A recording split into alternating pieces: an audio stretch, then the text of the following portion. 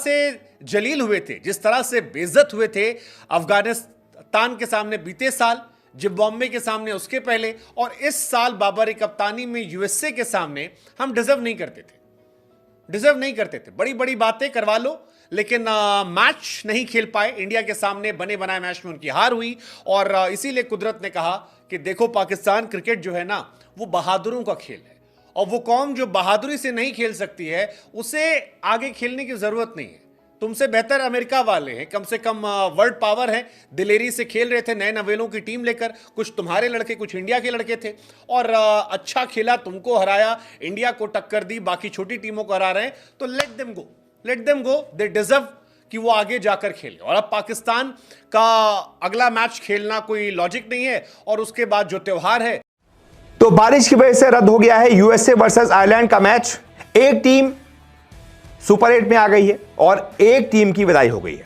ये जो दो टीम है वो कौन सी है, ये मैं आपको बताता हूं। दरअसल इस मैच पर बहुत कुछ निर्भर कर रहा था कि भाई अगर यूएसए जीतती तो जाहिर सी बात है यूएसए सुपर 8 में आ जाती, अगर यूएसए हार जाती। कप के बाद बहुत सारे जो पाकिस्तान के फॉर्मर क्रिकेटर है वो इस समय बहुत ज्यादा दुखी है, बहुत ज्यादा गुस्से में भी है, क्योंकि पाकिस्तान की टीम जो एक बार फिर से कुदरत के निज़ाम पर भरोसा रख रही थी, यकीन कर रही थी कि कुदरत के निज़ाम की वजह से किसी तरीके से सुपर 8 में जगह बना लेंगे, लेकिन ऐसा नहीं हो सका। अहमद शहजाद ने ट्विटर का सहारा लेते हुए उन्होंने साफ अस्सलाम वालेकुम नाज़रीन, आप देख रहे हैं स्पोर्ट टीवी।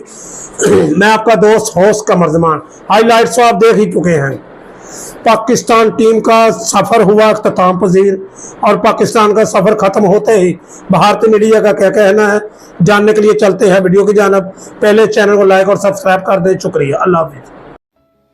ये कहते हैं कि किस्मत जो है वो बहादुरों पर मेहरबान होती है। बहादुरी यूएसए ने पाकिस्तान के सामने पहली बार वर्ल्ड कप खेलकर और जीतकर दिखाई थी, और शायद यही वजह है कि वो पाकिस्तान जो हर बार जाता है कुदरत के निज़ाम के भरोसे, इस बार उसी कुदरत के निज़ाम ने कह दिया बाय बाय मेरी जान, बाय बाय पाकिस्तान।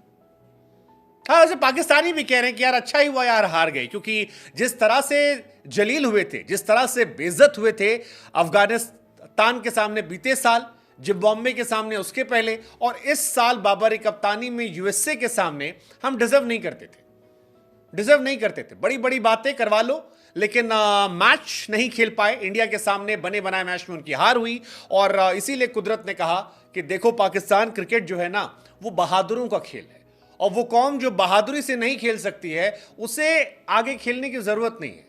तुमसे बेहतर अमेरिका वाले हैं, कम से कम वर्ल्ड पावर है, दिलेरी से खेल रहे थे नए नवेलों की टीम लेकर, कुछ तुम्हारे लड़के कुछ इंडिया के लड़के थे, और अच्छा खेला, तुमको हराया, इंडिया को टक्कर दी, बाकी छोटी टीमों को हरा रहे हैं, तो let them go, they deserve कि वो आगे जाकर खेले। और अब पाकिस्तान की टीम जो एक बार फिर से कुदरत के निज़ाम पर भरोसा रख रही थी, यकीन कर रही थी कि कुदरत के निज़ाम की वजह से किसी तरीके से सुपर 8 में जगह बना लेंगे, लेकिन ऐसा नहीं हो सका। अहमद शहजाद ने ट्विटर का सहारा लेते हुए उन्होंने साफ तौर पे कहा है कि आपने बहुत ज्यादा बुरी क्रिकेट खेली है, और यूएसए से हार कहीं ना कहीं टीम को बहुत ज्यादा डेंट कर गया, और इसी वजह से टीम का बुरा हाल रहा है।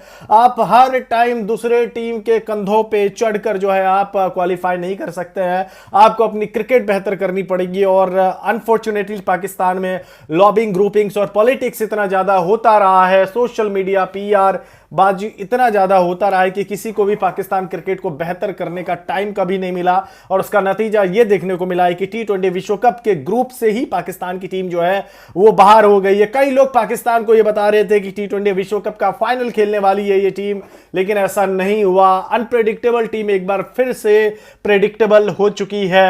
पाकिस्तान क्रिकेट इस समय सबसे ज्यादा बुरे हालात से गुजर रही है, और इसमें अहमद शहजाद, मोहम्मद हफीज, बहुत सारे फॉर्मर क्रिकेटर जो है, इवन शोएब अख्तर ने भी ट्वीट का सहारा लेते हुए उन्होंने कहा कि it's over for Pakistan cricket now. Shoaib Akhtar भी काफी ज्यादा नाराज दिखे हैं, और अपने ट्विटर हैंडल के साथ ही साथ अपने सोशल मीडिया पर भी जितने भी हैंडल्स है और यूट्यूब चैनल से, वहां भी उन्होंने अपनी नाराजगी जाहिर किया। आपको मैं बता दूं कि पाकिस्तान ने क्रिकेट बहुत ज्यादा बुरी खेली है, 3 बॉल पे 12 रन, ये चीज हमेशा याद और सबसे ज्यादा हॉन्ट करने वाला है। पाकिस्तान के पास मौका था, और बाबर फिर T20 वर्ल्ड कप में बाहर हो गए।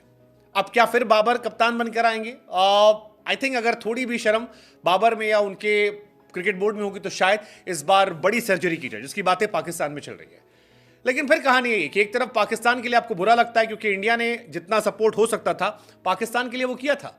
इंडिया ने पाकिस्तान को आगे धक्का दिया था, इंडिया ने पाकिस्तान को आगे बढ़ाया था और पाकिस्तान को मौका दिया था कि वो अपने लिए कहानी बन सके। लेकिन उसके पहले यूएसए ने उनकी हार जो थी वो उसने खत्म कर दिया था और ये दिन यूएसए क्रिकेट के इतिहास में शायद रखा जाएगा। पहली बार वो T20 वर्ल्ड कप खेल रहे थे और सुपर 8 में क्वालिफाई कर गए और इसी के साथ यूएसए जो है वो T20 वर्ल्ड कप 2026 के लिए भी क्वालिफाई कर गया।